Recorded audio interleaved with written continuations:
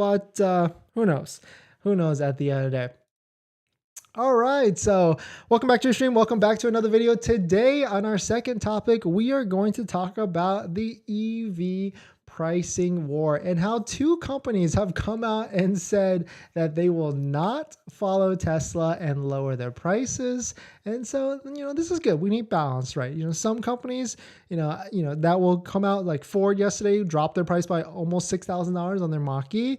And then we have these two other companies that are saying, you know what, we're okay. We've got demand. We've got good demand on our vehicles.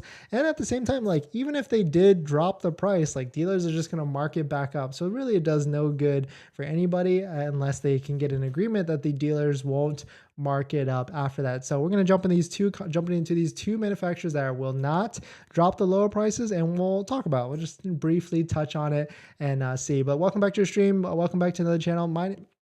Welcome back to the channel. My name is Dennis, and I love talking about Tesla hacking, as I like to call it, but basically just talking about getting the best deal on your Tesla at the best possible price, or just getting really good financing on your Tesla. So if you're interested in any of that, please hit that subscribe. And today's video is actually sponsored by my Patreon link down below in the description, but more on that later. All right, so let's take a look at this. This is an article from Drive Tesla.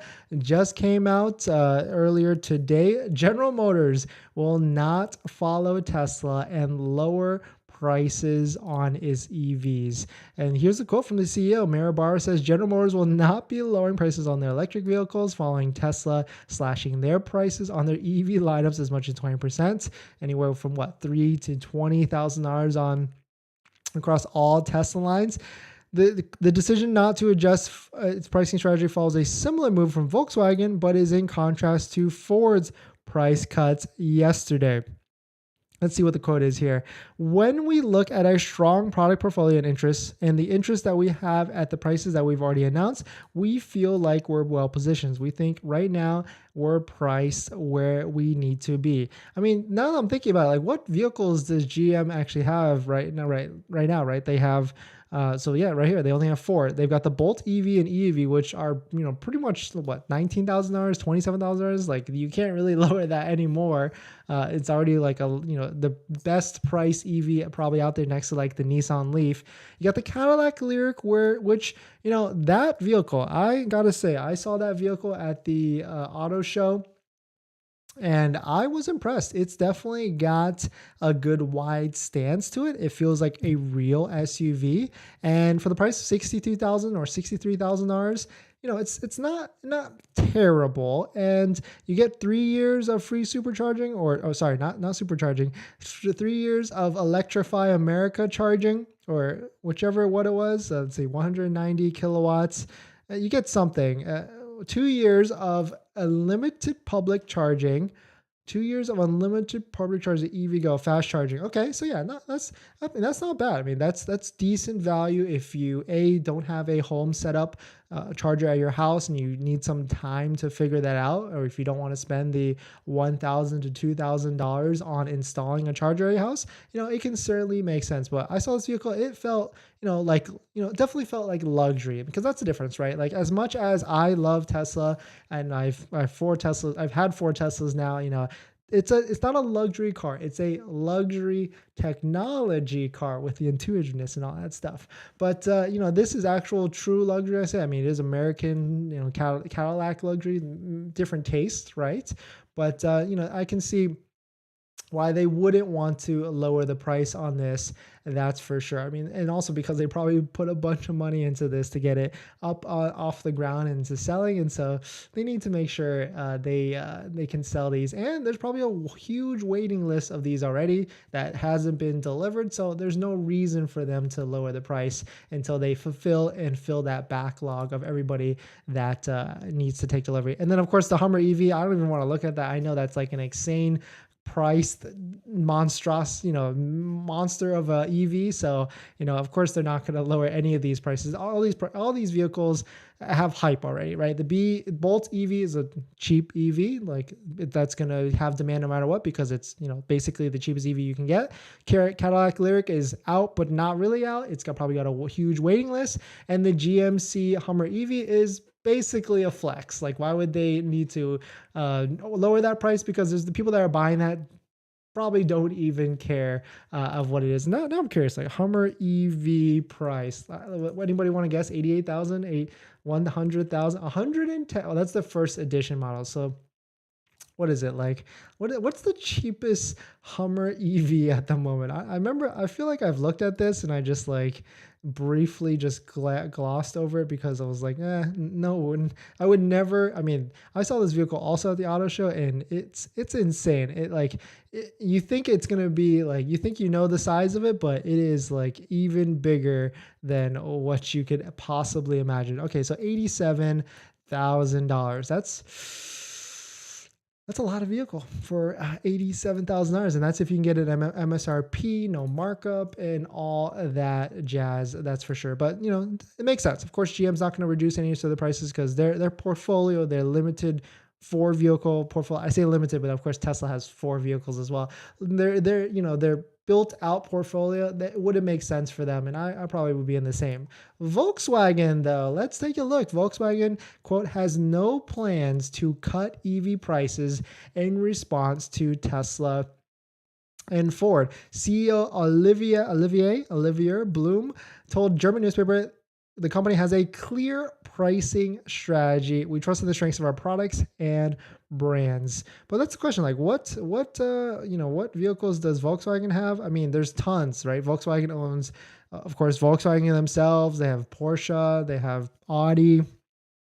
You know, I could see why they wouldn't want to lower some of the prices of all the other ones, but then I don't know, like taking a look at the e-tron, that's, it's a nice vehicle. I'll give it that. But 226 range, and can anybody guess what the MSRP of an e-tron is? Spoiler alert, it's ×2 almost of what a Model Y is, 70,800. So, the question is, and when I say ×2, like factoring in Model Y long range, 50,990, because that's the standard range minus the tax credit, like $43,000. So like what, 1.7 for a base e-tron at 70,800. So I mean, yes, arguably a luxury car. But is it almost 2x the value? I don't know. But then we have the VW ID4. I have still yet to try one of these vehicles. I know Alexis, you have, so you could probably give us now that you've driven both the VW ID4 and the Tesla, now you can give us your feedback on which one you like more, because this is like this is really the only competitor to, not only, but this is Volkswagen's competitor to the Tesla Model 3 and the Model Y. And, it's well priced. I got to give it to that. It's certainly well priced, especially the standard at $39,000, the Pro at $44,000, basically standard range pricing. And I mean, especially some of these you can lease them and get that full tax credit. And so some of these lease payments might be what, $300-400 a month. Like, I've still yet to see an advertised lease payment, but because the problem with all these other manufacturers is you've got the dealer in the way that could mark up or charge you for warranties and stuff like that. So even if the manufacturer advertised a $449 a month lease, to actually get there is the better question. And because dealers are going to mark up certain things, they're going to make you purchase, certain products, and that's where it's going to get, jump it up to $500, $600, $700 a month. That's for sure. So big news. I would say the EV pricing war, or maybe not even a war, because it's a battle, right? It's just basically Tesla versus Ford at this point. I don't think Hyundai, Kia, or any of those battlers have said anything, but it sounds like they probably won't, because they're well priced as well. The only ones, Lucid dropped $7,500, BMW dropped in another market for their iX3, but I don't think we'll see anything else. Actually, the big player, the other one, Mercedes, because they've got a couple. They've got the EQS, the EQS SUV, the EQB. They've got some vehicles that are, certainly up there as well in terms of pricing. And so we'll see if they actually will come to the play and battle it out with Tesla. But definitely some pretty interesting stuff on the EV Tesla pricing, or the EV pricing war. Let me know what your thoughts on it. Which vehicle is the best out there? I mean, certainly I feel like a lot of you that come into this channel and videos recommend Tesla, because Tesla just makes a lot of sense most of the time. That's for sure. But yeah, let's jump into some of the comments and some of the questions. But before we get into that, this video is actually sponsored by my Patreon link. Down in the description, there is a Patreon link where you can support the channel. And there's a variety of benefits, but some of them include actually scheduling a call with me, where you can ask me any questions about buying a Tesla, selling a Tesla, or even financing a Tesla. And after you schedule the call, you get a link to my buying guide, which gets you links to all the resources that I use to get the best possible deal at the best possible price, including a couple of credit unions on the list that have interest rates as low as 3% to 4%, all the way up to 80 something months. But definitely check out if you're interested. But let's jump into some of the comments. Let's see. Good idea. Do you use an e-scooter if you need to supercharge? Sometimes supercharge could be on the other side of a giant center or store, restaurant you're going to. I actually thought about that, but I really thought of that with level 2 charging, not supercharging. Supercharging is what? It can be done 10 to 30 minutes. So e-scooter, I mean, by the time you get to your destination on e-scooter, you have to go right back. But level 2, I could see that working, right? Because you can probably plug in for 3, 4, 5 hours, scooter to where you're at, and then come right back. CR, if the Honda Prologue comes out, will it be a direct competitor to the Model Y? That's a good question, because I remember I saw the concept for this, but okay, so it's 2024 estimated 45,000. Yeah, this would be a competitor to the Model Y. I mean, if it comes out at 45, most likely this will come out at 50, maybe even 55. I mean, we have the Toyota BZ, that's like a 42 to $50,000. So it would probably be right in line and competitor to that. That's for sure. Hummer, exactly. It worked for me. Yep. GM gives free charging or $1,200 to $1,500 to install a charger. Yeah, that's a pretty good deal, actually. I don't know which one I would actually take, because of course, $1,200 to $1,500 it could be enough if your panel has enough space and all that stuff.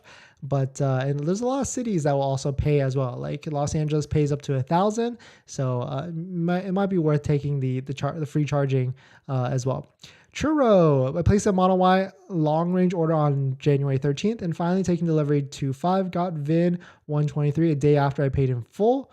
I don't know if that made a difference, but I feel like it was. No, yours is pretty much standard. You paying cash does not usually change anything, but if anything, they would want you to take delivery at the end of January, because then they could count